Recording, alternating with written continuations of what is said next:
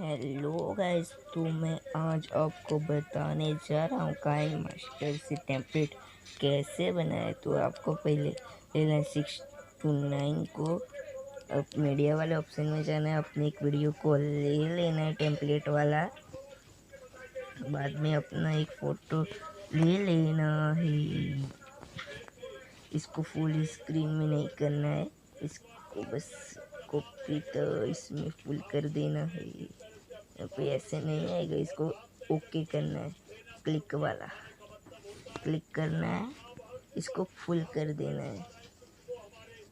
हो चुका है। इसको अब बैकग्राउंड में जाना है, स्क्रीन में लगा देना है और इसको थोड़ा 70 में कर देता हूँ और इसको फुल कर देता हूँ, पूरे खींच देता हूँ। अब आप को ओके कर देना है।